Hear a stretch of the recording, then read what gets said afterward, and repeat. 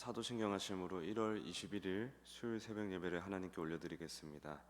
전능하사 천지를 만드신 하나님 아버지를 내가 믿사오며 그 외아들 우리 주 예수 그리스도를 믿사오니 이는 성령으로 잉태하사 동정녀 마리아에게 나시고 본디오 빌라도에게 고난을 받으사 십자가에 못 박혀 죽으시고 장사한 지 사흘 만에 죽은 자 가운데서 다시 살아나시며 하늘에 오르사 전능하사 하나님 우편에 앉아 계시다가 저리로서 산자와 죽은 자를 심판하러 오시리라.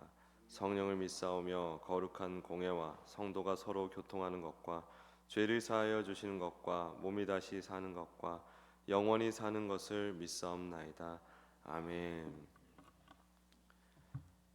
찬송가 552장 올려드리겠습니다. 찬송가 552장입니다. 552장입니다. 552장. 찬송가 552장.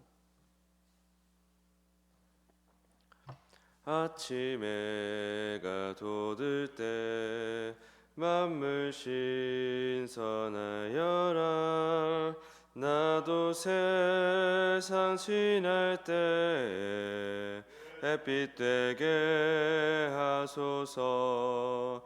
주여 나를 도우사 세월 허송 않고서 어두운 세상 지낼 때 햇빛 되게 하소서.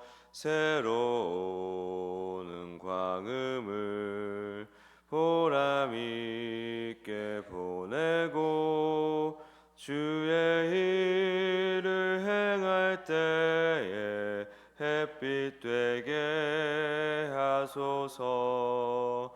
주여 나를 도우사 세월 허송 않고서 어두운 세상 지낼 때 햇빛 되게 하소서.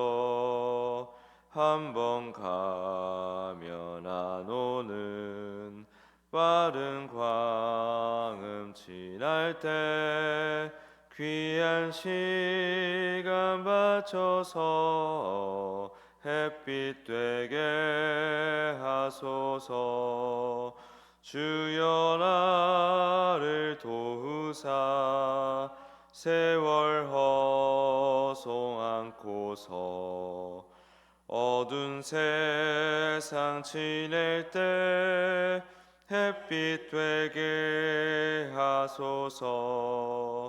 밤낮 주를 위하여 몸과 마음을 드리고 주의 사랑 나타내 햇빛 되게 하소서. 주여 나를 도우사 세월 허송 않고서 어두운 세상 지낼 때 햇빛 되게 하소서. 아멘.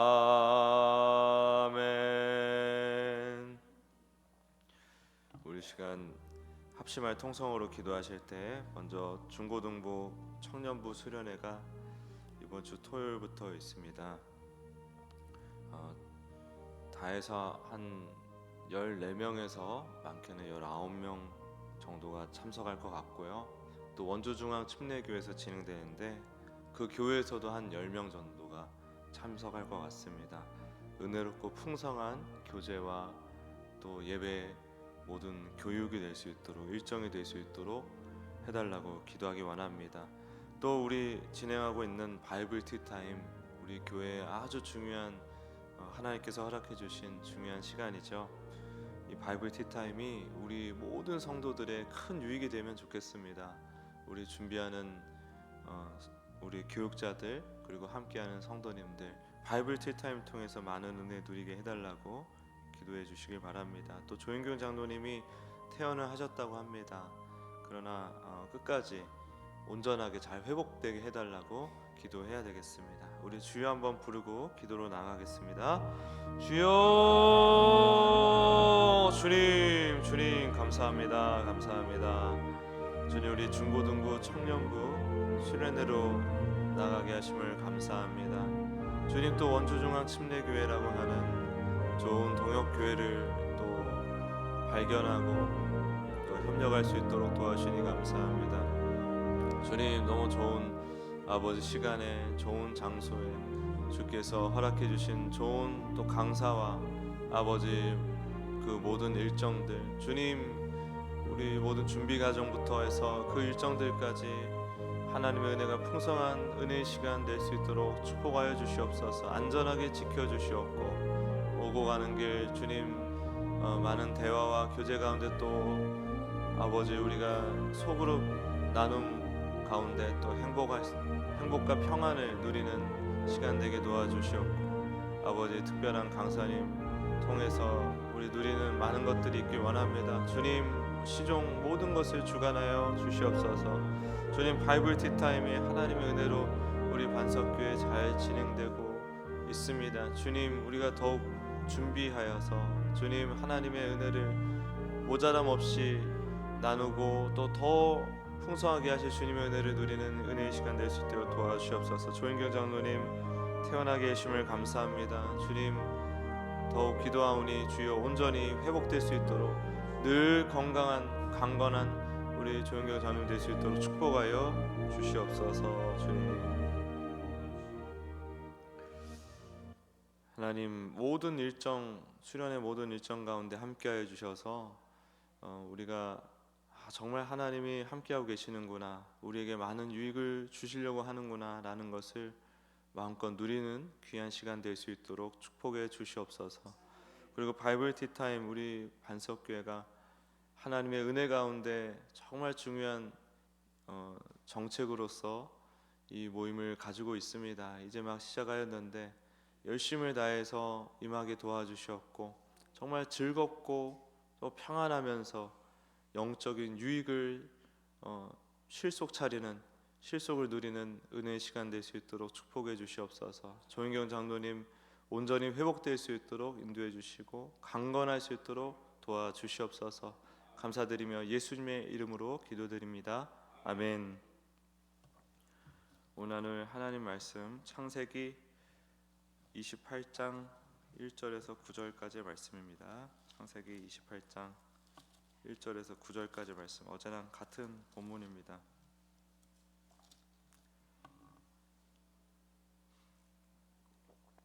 같이 읽겠습니다. 시작. 이삭이 야곱을 불러 그에게 축복하고 또 당부하여 이르되 너는 가나안 사람의 딸들 중에서 아내를 맞이하지 말고 일어나 밧단 아람으로 가서 내 외조부 부두엘의 집에 이르러 거기서 내 외삼촌 라반의 딸 중에서 아내를 맞이하라. 전능하신 하나님이 내게 복을 주시어 내가 생육하고 번성하게 하여 내가 여러 족속을 이루게 하시고 아브라함에게 허락하신 복을 내게 주시되 너와 함께 내 자손에게도 주사 하나님이 아브라함에게 주신 땅 곧 내가 거류하는 땅을 내가 차지하게 하시기를 원하노라. 이에 이삭이 야곱을 보내매 그가 밧단 아람으로 가서 라반에게 이르렀으니 라반은 아람 사람 부두엘의 아들이요 야곱과 에서의 어머니 리브가의 오라비더라. 에서가 본즉 이삭이 야곱에게 축복하고 그를 밧단 아람으로 보내어 거기서 아내를 맞이하게 하였고 또 그에게 축복하고 명하기를 너는 가나안 사람의 딸들 중에서 아내를 맞이하지 말라 하였고 또 야곱이 부모의 명을 따라 밧단 아람으로 갔으며 에서가 또 본즉 가나안 사람의 딸들이 그의 아버지 이삭을 기쁘게 하지 못하는지라. 이에 에서가 이스마엘에게 가서 그 본처들 외에 아브라함의 아들 이스마엘의 딸이요 느바요스의 누이인 마할랏을 아내로 맞이하였더라. 아멘. 오늘 이 본문을 가지고 왕자와 거지 이야기라는 제목으로 말씀 증거하겠습니다. 이 왕자와 거지라는 소설을 읽어본 적 있으신지 모르겠습니다. 마크 트웨인이라고 하는 아주 유명한 작가가 쓴 책이죠. 이 궁전에 살던 에드워드 왕자, 이제 영국의 헨리 8세의 아들로 이제 설정이 된 배경인데요. 그 에드워드 왕자와 뒷골목에 그냥 거지로 살던 소년 톰 캔디라는 소년이 서로 옷을 바꿔 입어요. 서로 얼굴이 똑같이 생겨가지고 그게 너무 재밌어서 이 왕자가 옷을 바꿔 입자고 막 제안을 해서 둘이 바꿔 입습니다.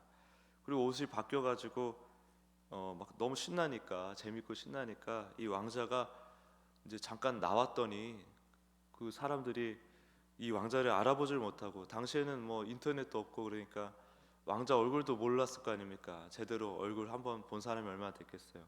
그래서 그 거지 옷을 입은 채로 좀 이렇게 놀려고 나갔는데 그때부터 완전히 이제 환경이 달라져 버린 것이죠.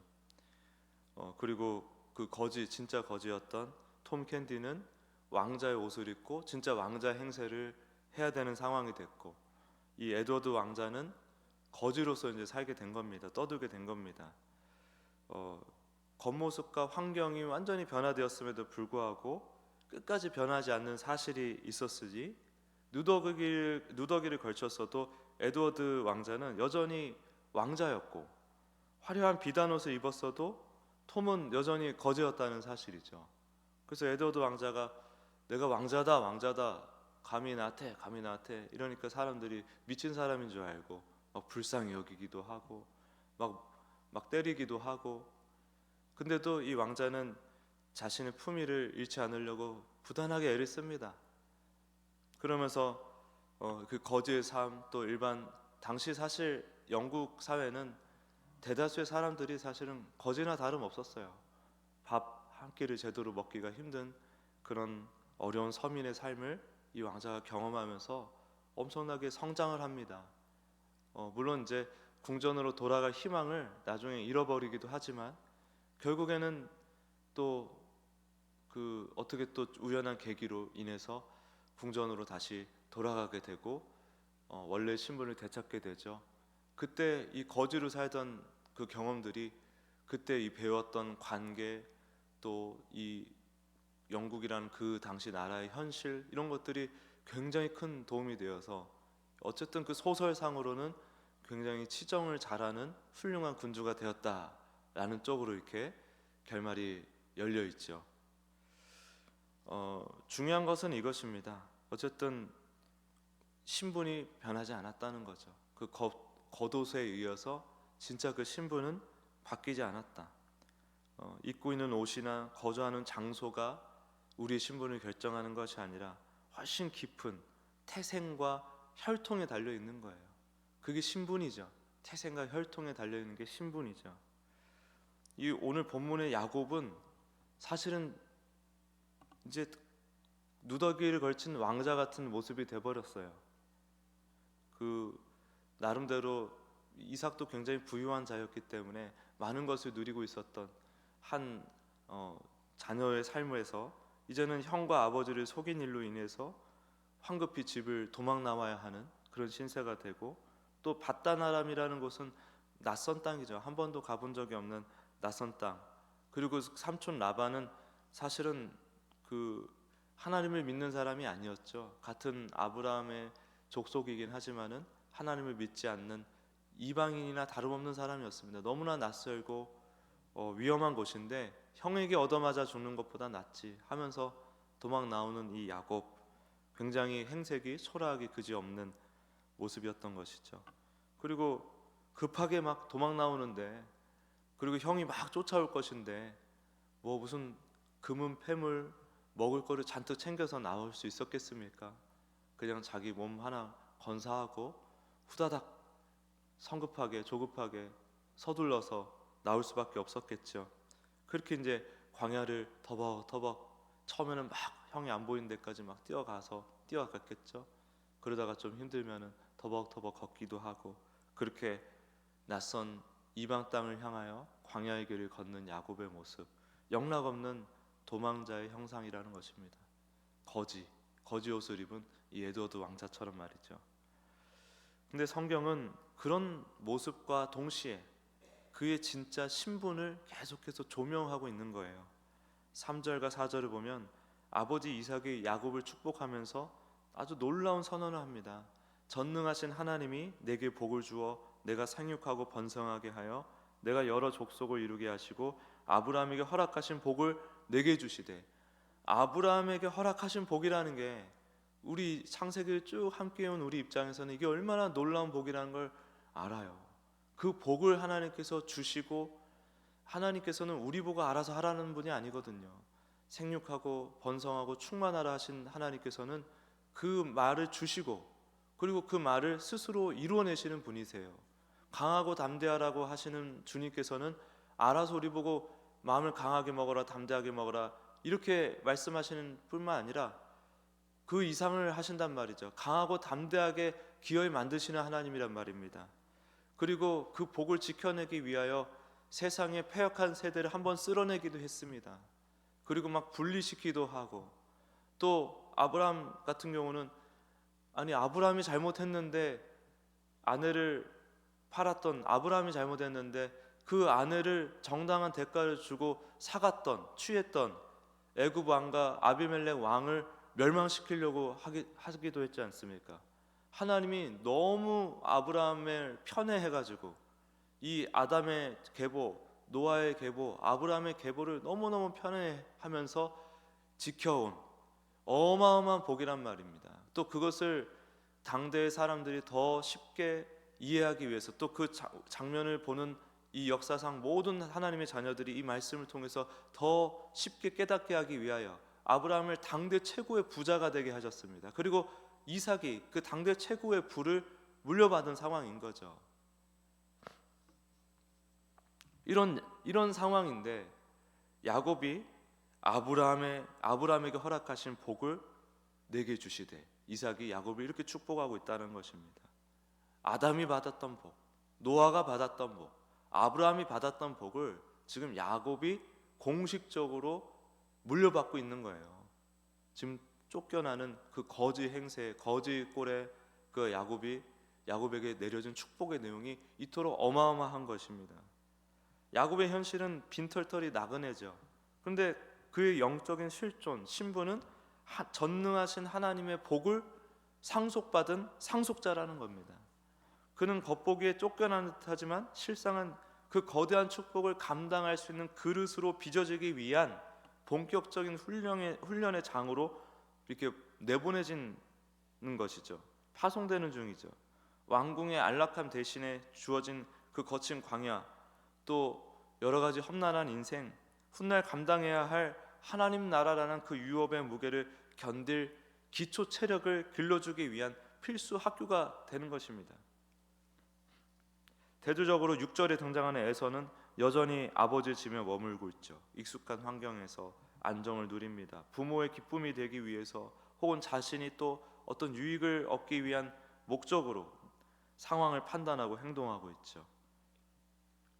여기서 우리는 선명한 영적 원리를 발견한다는 것입니다.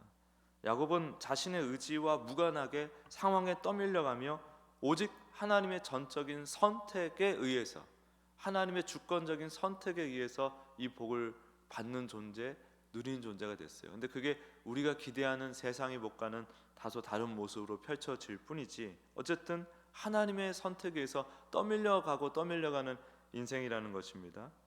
반면 에서는 스스로 삶을 막 주도하면서 나름대로 용을 써가면서 자신의 판단과 노력으로 인생을 경영하는 자로 그려지고 있어요. 하나님의 축복은 어디에 있습니까? 빈손인 야곱의 어깨 위에 하나님의 손이 얹혀져 있는 것입니다. 아브라함의 언약이라는 그 무거운 영광이 야곱에게 향하고 있는 것입니다.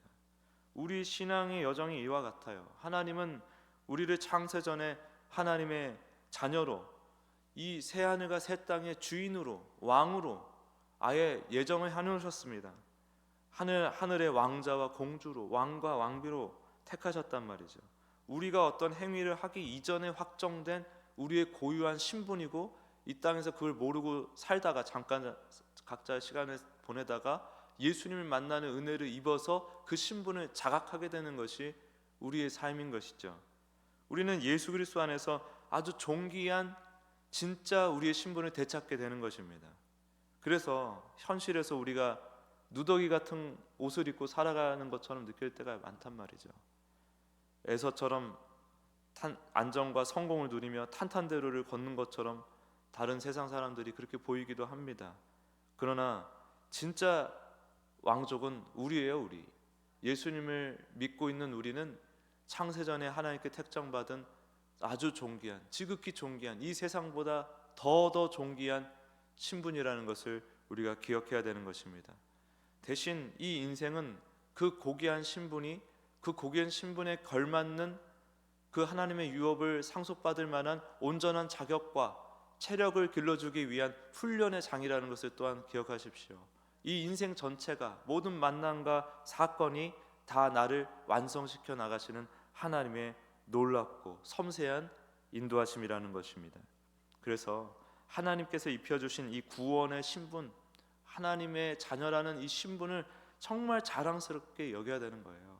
이 주어진 삶의 자리에서 하나님 나라의 상속자답게 현실에서 함부로 판단하지 마세요. 하나님의 시선으로 그게 불가능할 수는 있지만 어쨌든 하나님께서 말씀을 통해서 계속 조명해 주시는 나의 신분을 자각하면서 상속자답게 넉넉히 승리하는 복된 인생이 되시길 예수님의 이름으로 축복합니다. 기도하겠습니다. 하나님, 우리가 우리의 현실에 파묻혀 가지고 세상에서 규정하는 우리 안에 있는 이 죄성이 또 마귀가 규정해내는 그러한 우리로 나 자신을 판단할 때가 얼마나 많습니까? 주님, 우리의 본래 신분, 예수님을 믿는 은혜를 입어 되찾게 된 우리의 본래 신분을, 이 고귀한 신분을 자각하고 살아가는 우리가 될 수 있도록 축복해 주시옵소서. 우리의 마지막은 아주 말로 표현할 수 없을 만큼 영광스럽고 지극한 행복이 기다리고 있습니다. 그 하나님의 약속과 열심을 늘 생각하면서 위로와 힘을 얻는 우리가 될 수 있도록 축복하여 주시옵소서. 감사드리며 예수님의 이름으로 기도드립니다. 아멘.